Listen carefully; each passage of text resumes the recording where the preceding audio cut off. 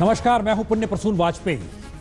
दस्तक जी, स्वागत आजकल हम नहीं करते हैं, वजह भी खास है। राजनीति जिस तरह से देश की जनता के साथ अटखेलियां खेलती है, उसमें लगता यही है कि कौन सही कौन गलत, जो सत्ता में वो सही, जो विपक्ष में वो गलत, या फिर हर वक्त में हर कोई गलत। आज दरअसल शुरुआत हम करते हैं कि मौजूदा वक्त में नोटबंदी को लेकर बीजेपी जो कहे, कांग्रेस जो कहे, लेकिन एक वक्त मनमोहन सिंह ने भी सोचा था, और तब बीजेपी क्या कह रही थी। आज शुरुआत इसी से। आर्थिक व्यवस्था इस देश में पिछले 10 सालों से जिस गैर जिम्मेदारी के साथ निभाई जा रही है, उसी के तहत एक नई पॉलिसी लाई गई है, जिसमें 2005 से पहले के नोटों को, करेंसी नोटों को विड्रॉ करने का विषय आज की सरकार लेकर आई है।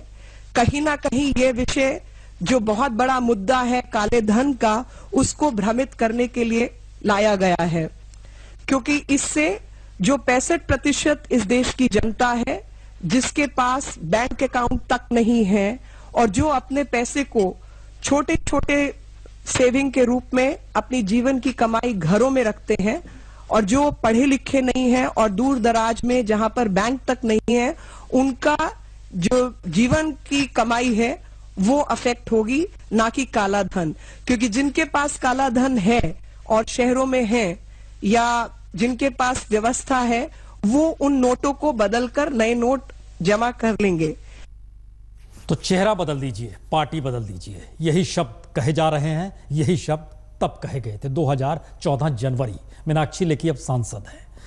बहुत सारी स्थितियां होती है इस देश में, राजनेता सिर्फ सपने जगाते हैं, और संयोग ऐसा आज सिल्वर स्क्रीन के सबसे बड़े शोमैन राज कपूर का जन्मदिन भी है। सपने जगाते जगाते हम कहां से बात की शुरुआत करें, क्योंकि शैलेंद्र की पुण्यतिथि भी है। तो हमने सोचा शुरुआत में जरा सपने जगाने वाले इस देश में सियासत और सिल्वर स्क्रीन को मत दिया जाए, और शुरुआत यहीं से की जाए। At the stroke of the midnight hour, when the world sleeps, India will awake to life and freedom. जय जवान, जय किसान। सच्ची आजादी तब होगी जब हम भारत से गरीबी को हटाएं। ये क्रांति है मित्रों, और संपूर्ण क्रांति है। हमारी सभी मुसीबतों की जड़ में भ्रष्टाचार है कि नहीं है?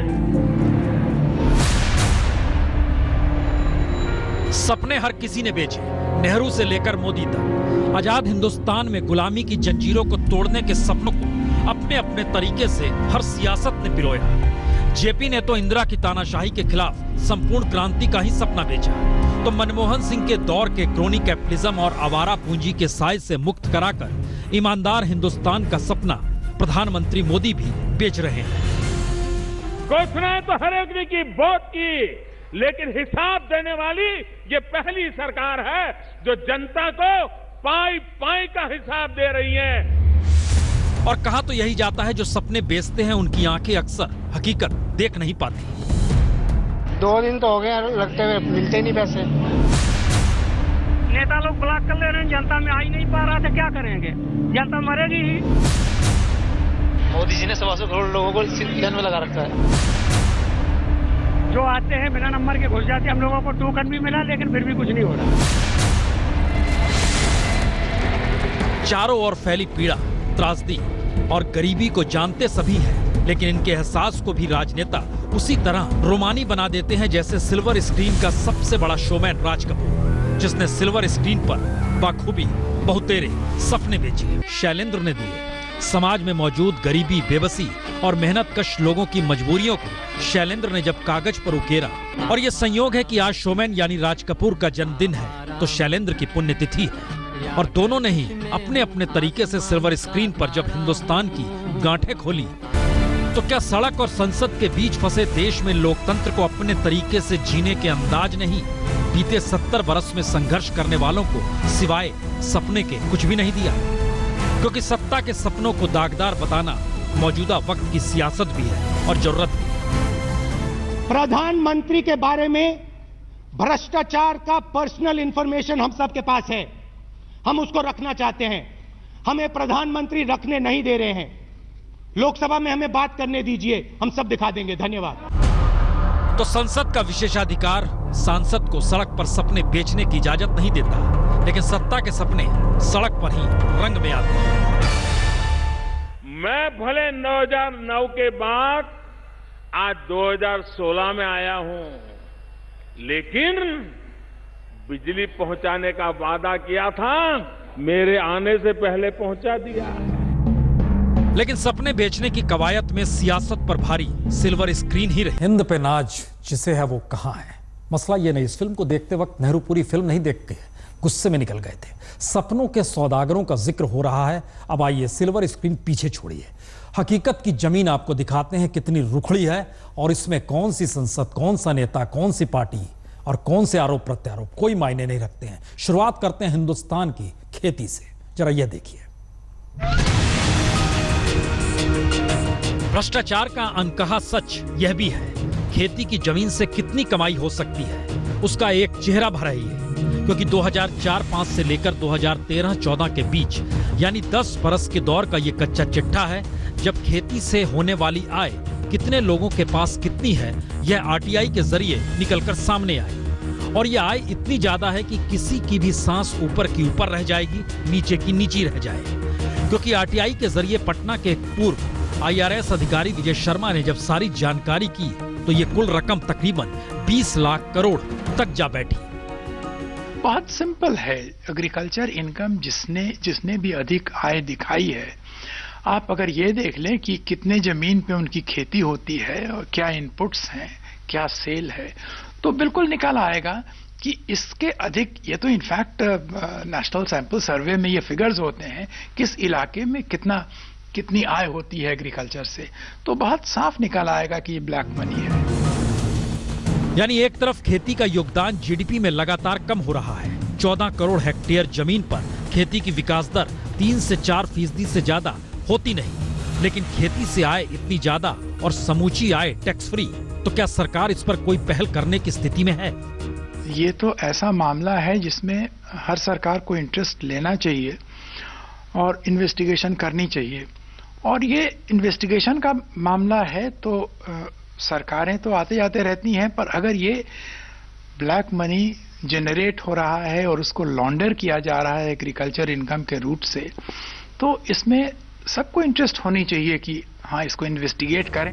लेकिन मुश्किल तो यह है कि सारे दस्तावेज सीबीडीटी के पास भी है, यानी केंद्र सरकार के पास भी भेजे जा चुके हैं, और देश में खेती से अरबों के वारे न्यारे कर कोई टैक्स देता नहीं। तो क्या मोदी सरकार खुद कोई पहल करेगी?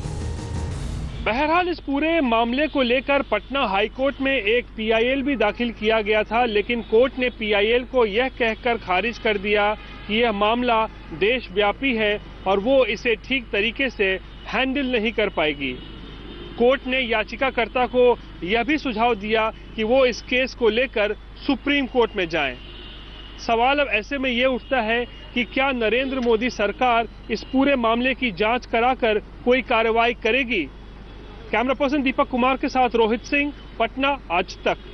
समूचा कच्चा चिट्ठा 1.5 बरस पहले मोदी सरकार को सीबीडीटी यानी इनकम टैक्स डिपार्टमेंट के जरिए भेजा जा चुका है। विजय शर्मा ने भेजा है, कोई जवाबी लेटर तक विजय शर्मा के पास नहीं पहुंचा। ये एक स्थिति है। दूसरी स्थिति, घोटालों का जिक्र कर रहे हैं। अगस्ता वेस्टलैंड को खासा हंगामा है, आरोप प्रत्यारोप लग रहे हैं, लेकिन इस देश का सच क्या है? लोकतंत्र तो बिकने के लिए तैयार है, सिर्फ खरीदार चाहिए। जी, रिपोर्ट देखें।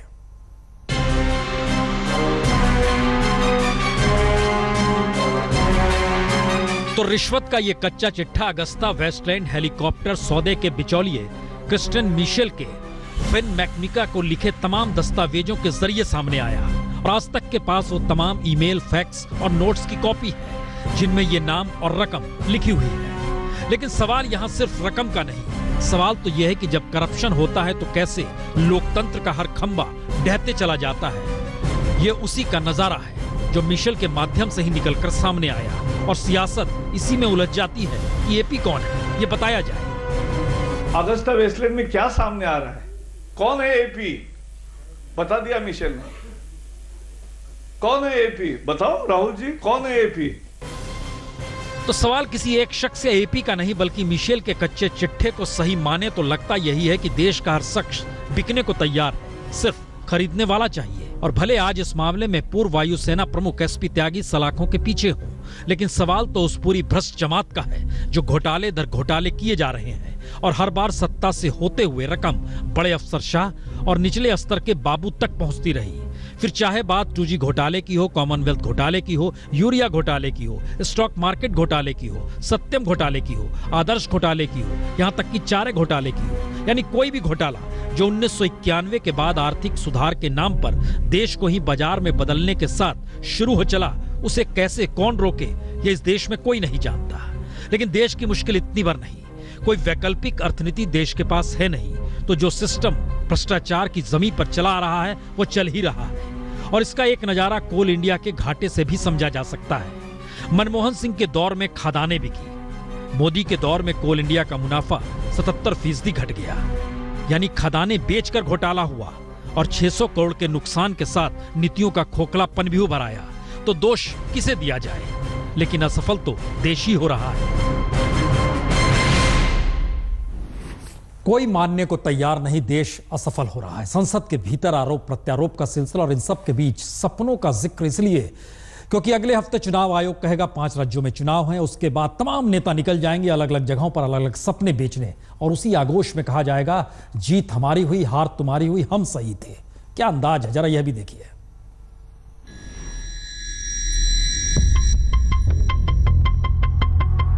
बैंक में पैसे ही नहीं है, कैश नहीं है, कोई भी एटीएम आज तक चालू नहीं हुआ इसमें। जनता को बहुत ही दिक्कत हो रही है, परेशानी हमारी बढ़ती चली जा रही है। एक तरफ नोटबंदी पर ईमानदारी के दावे, दूसरी तरफ नोटबंदी से परेशान कतार में खड़ा देश, तीसरी तरफ संसद के भीतर बाहर घोटाले की तर्ज पर नोटबंदी को देखने मानने पर हंगामा, और चौथी तरफ 5 राज्यों के विधानसभा की उल्टी गिनती।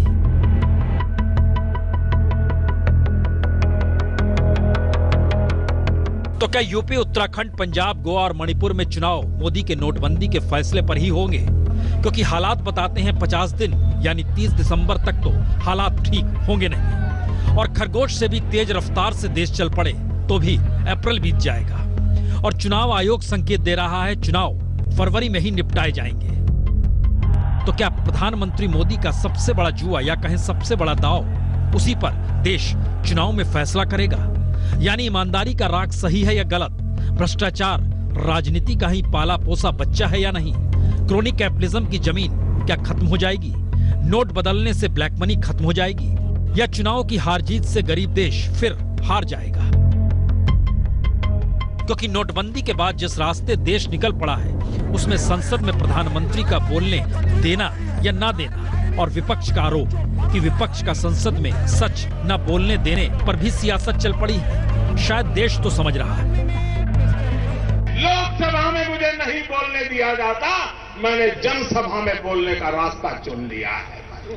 सरकार और प्रधानमंत्री नहीं चाहते कि हम लोकसभा में, पार्लियामेंट में अपनी बात रखें। तो क्या पहली बार देश की इकोनॉमी से राजनीतिक खिलवाड़ हो रहा है?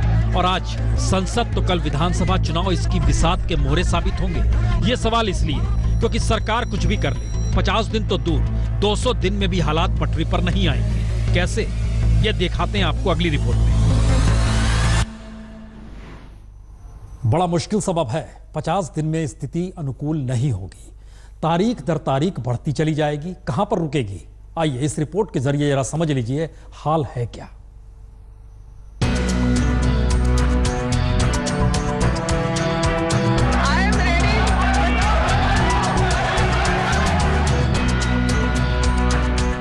तो क्या बात संसद से आगे निकल चुकी है और शायद इसीलिए संसद में आरोप प्रत्यारोप लगाकर नोटबंदी के दौर में जनता को उलझाया जा रहा है?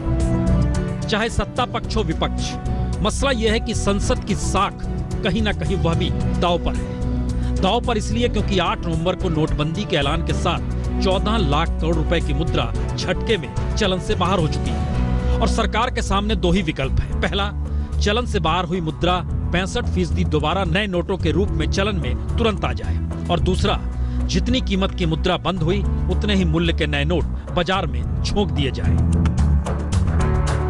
लेकिन यह संभव कैसे है? क्योंकि देवास, नासिक, सालबोनी और मैसूर में देश में कुल 4 ही प्रेस है और आरबीआई खुद कहती है इन प्रेस में रोज 7.4 करोड़ नोट या साल में 2670 करोड़ नोट छापने की क्षमता है।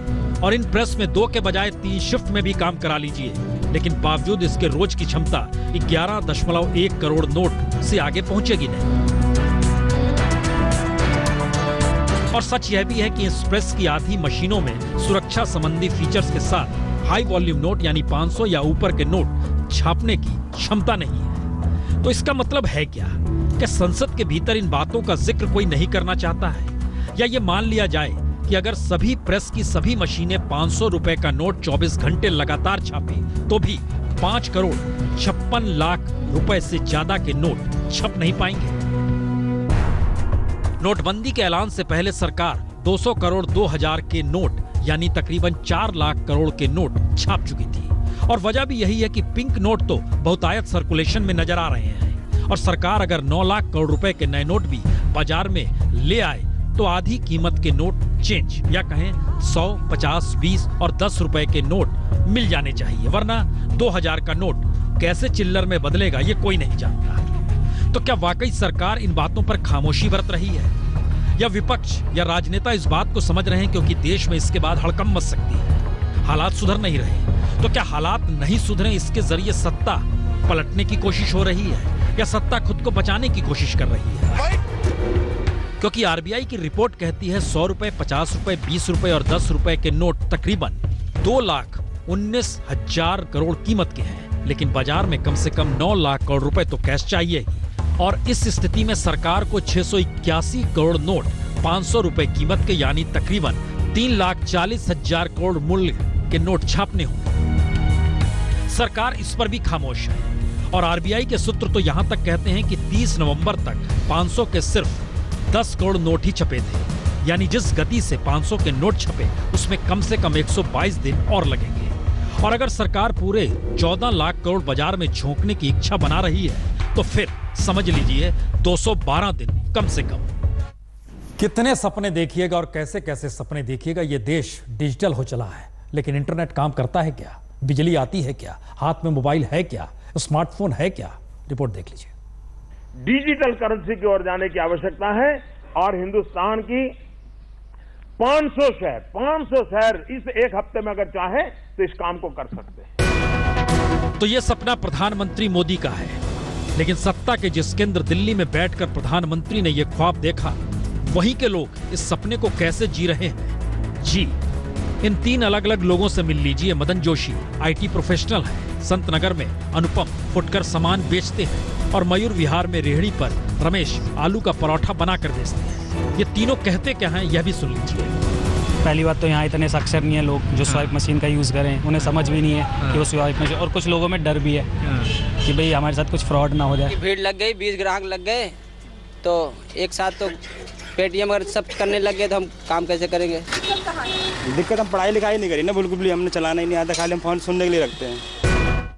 बहुतेरे सवाल हैं, पूरी रिपोर्ट हम आपको कल दिखलाएंगे क्योंकि वक्त हो चला है राज कपूर और शैलेंद्र दोनों को जीने का, तो गीत सुन लिया जाए।